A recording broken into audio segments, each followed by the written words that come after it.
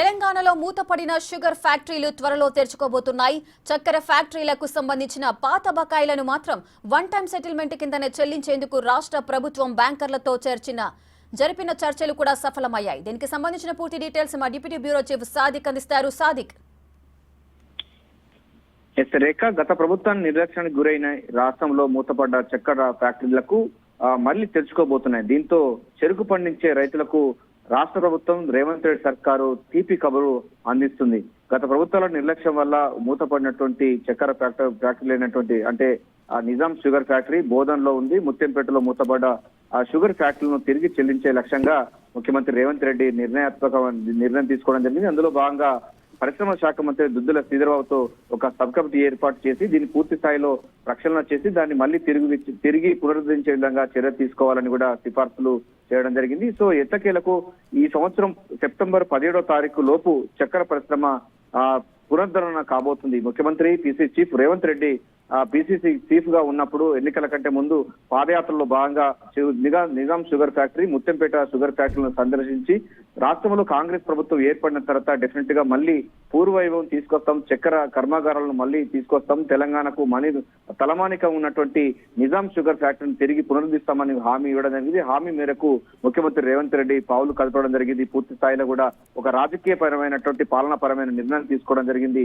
One time settlement ద్వారా ఇప్పటికే బ్యాంకర్లతో గతంలో ఉన్నటువంటి బకాయిలు చెల్లించే విధంగా రాష్ట్ర సర్కారు కీలక నిర్ణయం తీసుకుంది.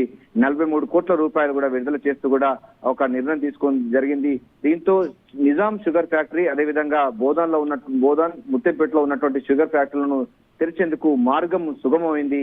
ఈ సంవత్సరం సెప్టెంబర్ 17వ తారీఖు రోజు చెరుకు పరిశ్రమలు మరి పూర్వవైభవం సంతరించుకోబోతుంది. దీని ద్వారా చక్కెర పరిశ్రమపై ఆధారపడే రైతులు అదేవిధంగా ప్రత్యక్షంగా పరోక్షంగా పనిచేస్తున్నటువంటి వారందరికీ కూడా ఉపయోగం కానుంది. దాదాపు 2 లక్షల పైగా కుటుంబాలు ఈ యొక్క ముఖ్యమంత్రి రేవంత్ రెడ్డి కాంగ్రెస్ ప్రభుత్వం తీసుకున్న ఆ నిర్ణయాల వల్ల లబ్ధి పొందబోతున్నారు.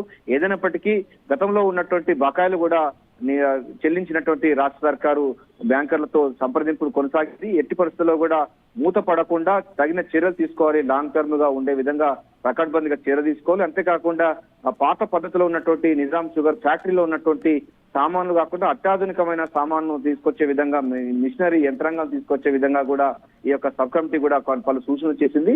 వారు కూడా ఇతర దేశాల్లో పర్యటించి దానికి సంబంధించినటువంటి నిజాం షుగర్ ఫ్యాక్టరీకి ఉపయోగపడే విధంగా కొత్త టెక్నాలజీతో కూడా ఈ నిజాం షుగర్ ఫ్యాక్టరీ పునరుద్ధరణ చేయబోతుంది. కొత్త ఆధునిక పద్ధతిలో మరింత ప్రొడక్టివిటీ చేసే విధంగా అదేవిధంగా చెరుకు రైతులకు మరింత ప్రోత్సహించే విధంగా ప్రభుత్వం అయితే చర్యలు చేపట్టింది. ఏదైనప్పటికీ పిసిసి చీఫ్ రేవంత్ రెడ్డి పాదయాత్రలో భాగంగా ఇచ్చిన హామీ మేరకు ఈ యొక్క హామీ అనేది నెరవేరుతుందని స్పష్టంగా చెప్పవచ్చు. గత ప్రభుత్వాలు చేసినటువంటి నిర్వాహకం వల్ల అనేక మంది చెరుకు రైతులు చాలా మట్టుకు నష్టపోయారు. వారి అంతేకాకుండా గత ముఖ్యమంత్రి ఉన్నటువంటి కేసీఆర్ కూడా ఈ అంశం పైన కూడా ఉదాసీనంగా వివరించారు. రైతులతో మహారాష్ట్ర తదితర ప్రాంతాల్లో అధ్యయనం కోసం కమిటీలు వేశారు. కానీ అధ్యయన కమిటీలు ఎటువంటి సిఫార్సు చేయకపోవడంతో ఇవన్నీ కూడా పూర్తిగా కాయలా పడ్డాయి. ఈ కాయలా పడ్డటువంటి పరిశ్రమలంతా తుప్పుపట్టి చాలా నిరుపయోగంగా మారిన సందర్భంలో ఆ ప్రాంతానికి వెళ్ళినటువంటి పిసిసి చీఫ్ రేవంత్ రెడ్డి పాదయాత్రలో భాగంగా కాంగ్రెస్ ప్రభుత్వం తెలంగాణలో ఏర్పడితే డిఫరెంట్ గా మొదటి దఫగా పరిశ్రమలు ఏర్పాటు చేస్తామని హామీ ఇవ్వడం జరిగింది. హామీ మేరకు ఇప్పుడు నిజాం షుగర్ ఫ్యాక్టరీకి మోక్షం కలగబోతుంది. దీంతో చక్కెర రైతులకు ఒక నిజంగా తీపి కబురు అని చెప్పవచ్చు. Rekha, right. Thank you Sadiq. Thanks for the detail.